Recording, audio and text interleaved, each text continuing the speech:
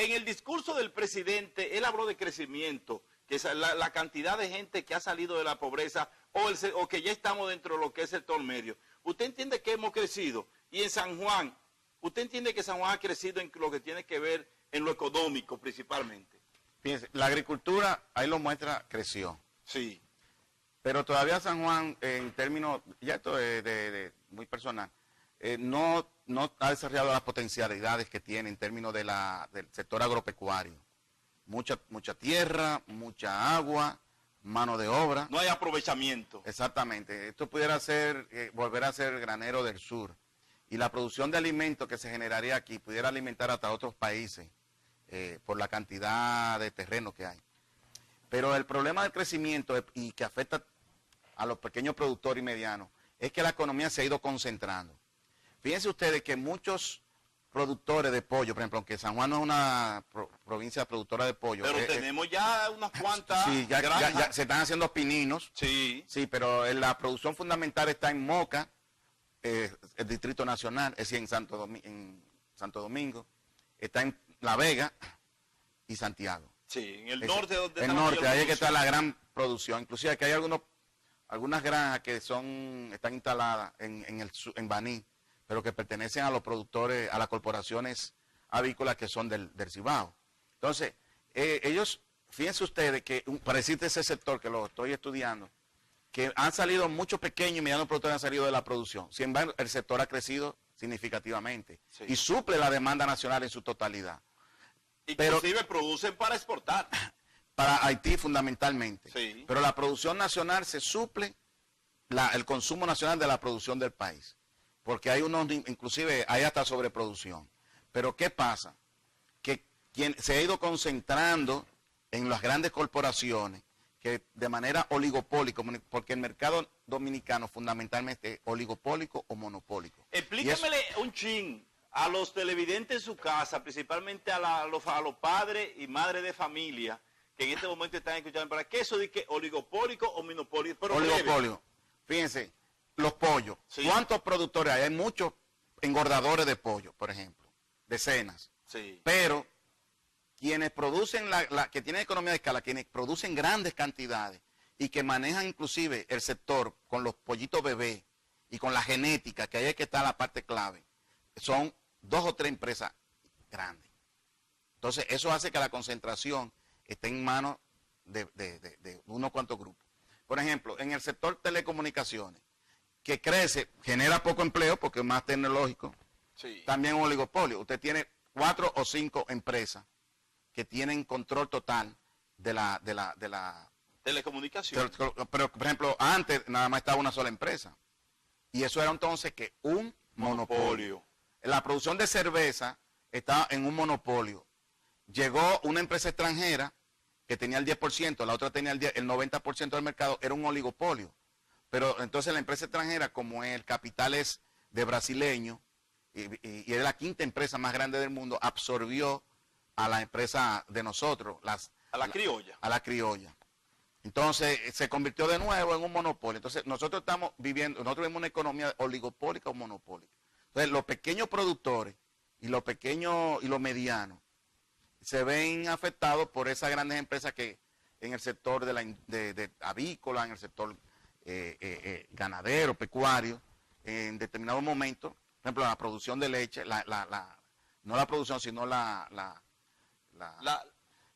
el procesamiento de la leche, eso está en 2 o 3 empresas. Entonces, así mismo se da en casi todos los sectores productivos nacionales. ¿Cuál entonces usted entiende que es el sector que más ha crecido en la República Dominicana, independientemente de la agropecuaria, en cuanto a lo industrial? Ya te comenté bien, telecomunicaciones, sí. Comercio, el turismo, pero que son sectores que no generan tanto empleo como o sea, profesor, que entonces... Si el sector agrícola crece, el ganadero, hay un encadenamiento desde el que produce la leche, el que vende el alimento, igual que en el sector avícola, en el sector agrícola. Hay encadenamiento y cuando crece ese sector se genera mucho empleo. Pero en telecomunicaciones hay empresas que tienen, por ejemplo, como un amigo que había una empresa del tamaño más grande que este edificio. Sí. Y era una sola persona que lo manejaba solo. Lo manejaba. Una computadora y lo hace todo. Entonces, profesor, el presidente de la República tiene razón cuando él dijo que hemos crecido en cuanto a lo que tiene que ver unos 120.000 empleos, o sea que sí hemos crecido y la clase media... Pero no es la cantidad suficiente, ha subido a la no es la cantidad media. suficiente para revertir la situación de empleo, de desempleo que hay en el país, que anda por 17% abierto, el desempleo abierto, ¿no? Sí. Pero también que aquí hay lo que es mucho empleo informal, sí. Y mucho subempleo. Porque usted vaya echa 2 o 3 horas allí en un restaurante, trabajó unas cuantas horas y le pagaron algo y dicen que usted no es desempleado. Ya. Pero es un subempleo. O por ejemplo, cuando una persona trabaja como pitcher en una guagua, dice, usted está empleado, pero eso es un empleo, un subempleo. Por ejemplo, empleo podría ser las mujeres que tienen sus salones, las que están arreglando uñas.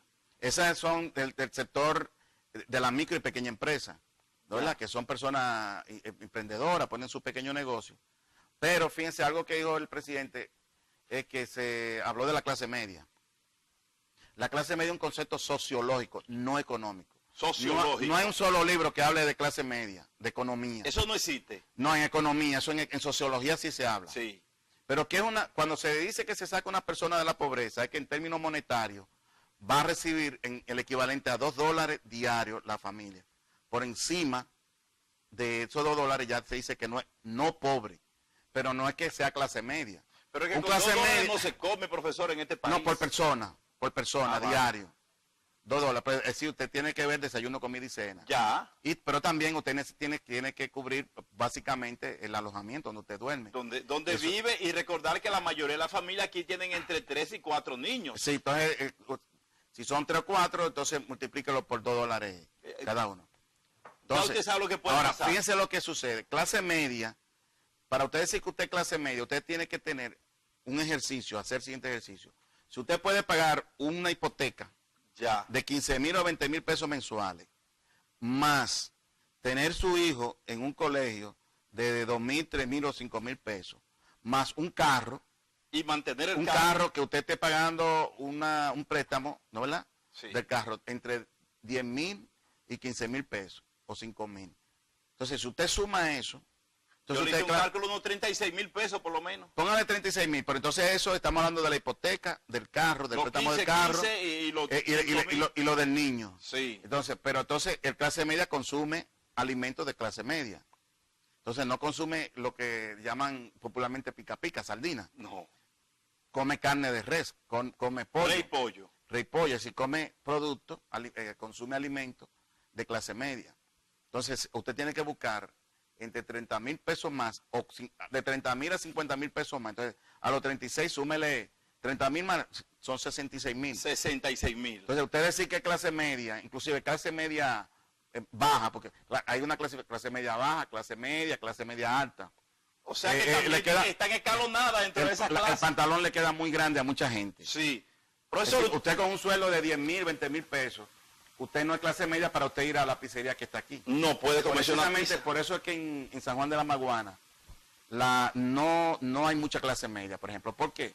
Porque hay un indicador. Usted no ve aquí franquicia, ni pizzería, no hay nada de eso. Ni cuestiones de hamburgues, McDonald's, ni nada de eso. Aquí no lo hay. No hay tampoco, por ejemplo, una empresa, un comercio como... Un Jumbo, una Sirena, un Plaza Lama. No la hay. Porque no hay clase media. No, profesor, y otra cosa que ha pasado, ya estamos en los últimos 2 minutos. Sí. Algo que hay que notar en San Juan, que por ejemplo en los últimos tiempos emigraron unos 60,000 jóvenes que se han ido a emigrar, a estudiar o a trabajar a Higüey y no han regresado. Que ese es síntoma de que vamos a perder un diputado para las próximas elecciones, porque no tenemos esa cantidad de personas para votar, para que tengamos los 5 diputados que tenemos actualmente. Se dice que para las próximas elecciones perdemos, y es por la grande migración que hemos tenido hacia otros pueblos, o sea que San Juan no tiene ese crecimiento. Fíjense, los 100,000 empleos que se generó, según el presidente, son en el sector de baja cualificación. Sí. Lo que es el sector de cualificación, los profesionales, fundamentalmente los técnicos, ahí no se genera mucho empleo. No, porque no hay tanto tampoco. Porque las plazas son pocas, por ejemplo, en San Juan no hay empresas, no hay industria, no hay grandes comercios. Entonces, ¿qué sucede?